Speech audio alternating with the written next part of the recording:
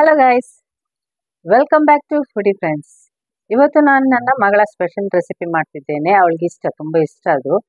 ಅವಳಿಗೆ Korean dishes ಅಂದರೆ ತುಂಬ ಇಷ್ಟ. ಸೊ ನಾನಿವತ್ತು ಕೊರಿಯನ್ ಚಿಕನ್ ವಿಂಗ್ಸ್ ಮಾಡ್ತಿದ್ದೇನೆ. ಅವಳೇ ಹೇಳಿದ್ಲು ಮಾಡಲಿಕ್ಕೆ, ಸೊ ಮಾಡ್ತಿದ್ದೇನೆ. ವಿಡಿಯೋ ಕೂಡ ರೆಕಾರ್ಡಿಂಗ್ ಮಾಡ್ತಿದ್ದೇನೆ. ಬನ್ನಿ ರೆಸಿಪಿಯನ್ನು ಸ್ಟಾರ್ಟ್ ಮಾಡುವ. ಈ ವಿಡಿಯೋನ ಎಂತ ತನಕ ನೋಡಬೇಕು, ಆದರೆ ಸ್ಕಿಪ್ ಮಾಡದೆ ನೋಡಿ. ಬನ್ನಿ. ಇವತ್ತು ನಾನು ಕೊರಿಯನ್ ಚಿಕನ್ ವಿಂಗ್ಸ್ ಮಾಡ್ತಿದ್ದೇನೆ.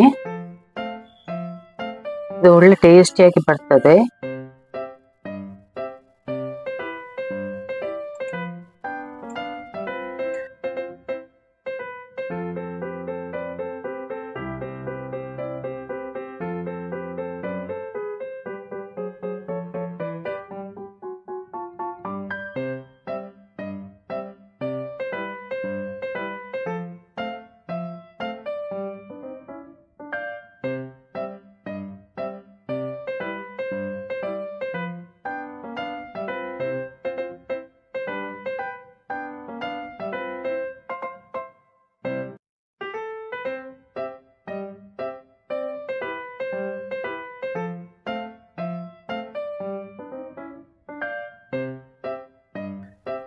ಮೊದಲಿಗೆ ಚಿಕನ್ ಅನ್ನು ಮ್ಯಾರಿನೇಟ್ ಮಾಡ್ಲಿಕ್ಕೆ ಉಂಟು. ಅದಕ್ಕೆ ನಾವು ಫಸ್ಟ್ಗೆ ರುಚಿಗೆ ತಕ್ಕಷ್ಟು ಉಪ್ಪನ್ನು ಹಾಕಬೇಕು.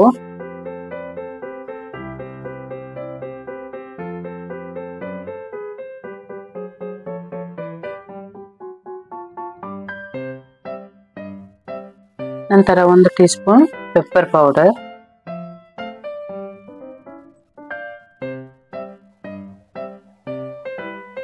ಮತ್ತೆ ಚಾಪ್ ಮಾಡಿಟ್ಟ ಜಿಂಜರ್ ಮತ್ತೆ ಗಾರ್ಲಿಕ್,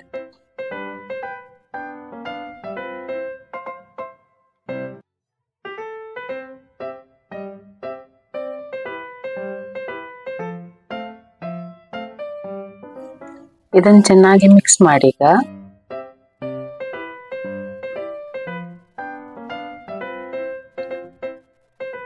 ನಂತರ ಇದಕ್ಕೆ ಒಂದು 4 ರಿಂದ 5 ಟೀ ಸ್ಪೂನ್ ಕಾರ್ನ್ಫ್ಲವರ್ ಅನ್ನು ಹಾಕಿ ಚೆನ್ನಾಗಿ ಮಿಕ್ಸ್ ಮಾಡಿ.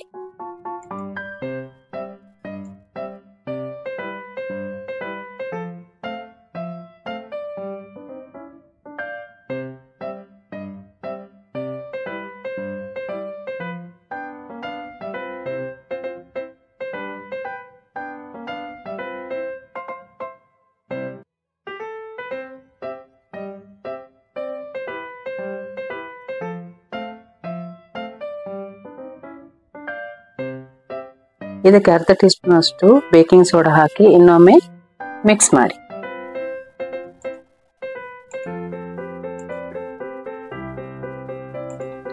ಈಗ ಇದನ್ನು ಡೀಪ್ ಫ್ರೈ ಮಾಡಿ. ಸ್ವಲ್ಪ ಕ್ರಿಸ್ಪಿ ಆಗಿ ಬರ್ತದೆ, ಅಷ್ಟುವರೆಗೆ ಡೀಪ್ ಫ್ರೈ ಮಾಡಬೇಕು.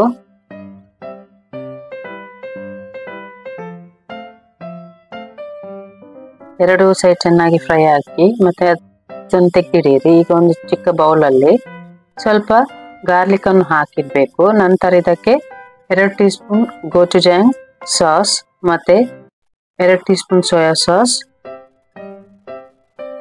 1 tea spoon mustard sauce, 1 tea spoon brown sugar,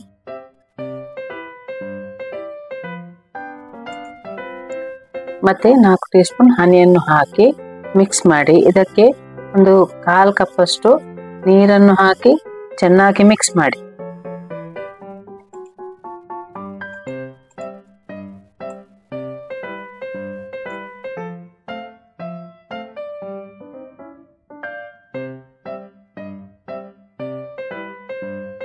ಈಗ ಒಂದು ಬಾಣಲೆ 3 ಟೀ ಸ್ಪೂನ್ ಎಣ್ಣೆ ಹಾಕಿ ಇದಕ್ಕೆ 3 ರೆಡ್ ಚಿಲ್ಲಿಸ್ ಅಂದ್ರೆ ಡ್ರೈ ರೆಡ್ ಚಿಲ್ಲಿ ಸಿಗ್ತದಲ್ಲ, ಅದನ್ನು ಹಾಕಿ ಸ್ವಲ್ಪ ಫ್ರೈ ಮಾಡಿ ಲೋ ಫ್ಲೇಮ್ ಅಲ್ಲಿ. ನಂತರ ನಾವು ಮಾಡಿಟ್ಟ ಸಾಸ್ ಉಂಟಲ್ಲ ಅದನ್ನು ಹಾಕಬೇಕು. ಹಾಕಿ ಸ್ವಲ್ಪ ಚೆನ್ನಾಗಿ ಕುದೀಲಿ. ಇದನ್ನು ಮಿಕ್ಸ್ ಮಾಡ್ತಾ ಇರಿ ಕುದಿಯುವಾಗ.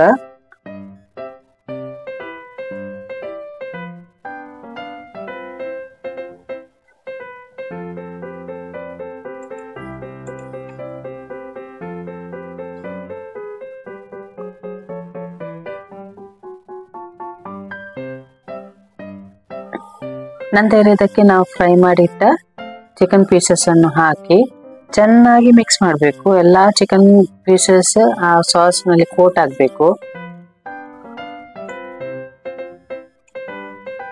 ಚೆನ್ನಾಗಿ ಮಿಕ್ಸ್ ಮಾಡಿ. ಅದು ಕಲರ್ ಕೂಡ ಒಳ್ಳೆ ಬರ್ತದೆ ಆಗ, ರೆಡ್ ಕಲರ್. ಯಾಕಂದ್ರೆ ನಾವು ಗೋಂಚುಜಾಂಗ್ ಸಾಸ್ ಹಾಕಿದ್ದೇವಲ್ಲ.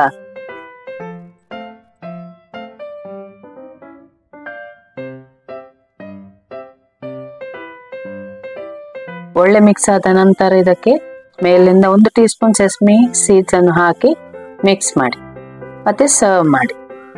ತುಂಬಾ ಸುಲಭ ಉಂಟು ಇದು ಮಾಡ್ಲಿಕ್ಕೆ.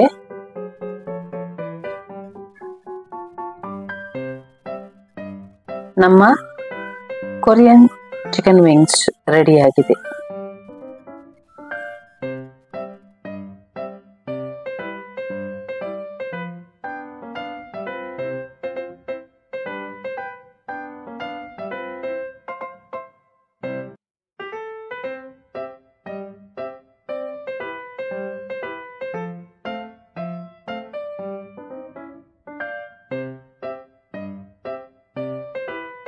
ಕೊರಿಯನ್ ಡಿಶ್ ಅಲ್ಲಿ ಮೇನ್ಲಿ ಬೇಕಾಗುವ ವಸ್ತು ಅಂದ್ರೆ ಗೋಂಚುಜಾಂಗ್ ಸಾಸ್. ಅದಿದ್ರೆ ಯಾವ ಡಿಶ್ ಕೂಡ ಮಾಡಬಹುದು. ಮತ್ತೆ ಬೇರೆ ಬೇರೆ ಟೈಪ್ ಉಂಟು ಅದರಲ್ಲಿ, ಆದ್ರೆ ಅದು ತುಂಬಾ ಕಾಸ್ಟ್ಲಿ, ಎಲ್ಲ ನಾನು ತರ್ಲಿಕ್ಕೆ ಹೋಗುದಿಲ್ಲ. ಇದಾದ್ರೆ ಒಮ್ಮೆ ತಂದ್ರೆ ತುಂಬಾ ಸಲ ಮಾಡ್ಲಿಕ್ಕೆ ಸಿಗ್ತದೆ ನಮ್ಗೆ. So at least 6 months to 8 months ನಾವು ಯೂಸ್ ಮಾಡ್ತೀವಿ ಒಂದು ಡಬ್ಬೆ ತಂದ್ರೆ, ಯಾಕಂದ್ರೆ ಯಾವಾಗ ಸಹ ಮಾಡುದಿಲ್ಲಲ್ಲ ನಾವು. ಹಾಗೆ ನೋಡಿ, ಇದನ್ನೊಮ್ಮೆ ಟ್ರೈ ಮಾಡಿ. ಈ ವಿಡಿಯೋ ಇಷ್ಟ ಆದ್ರೆ ಲೈಕ್ ಮಾಡಿ, ಶೇರ್ ಮಾಡಿ, ಸಬ್ಸ್ಕ್ರೈಬ್ ಮಾಡಿ. ಎಲ್ಲರಿಗೂ ಶೇರ್ ಮಾಡಿ ಪ್ಲೀಸ್. Thank you.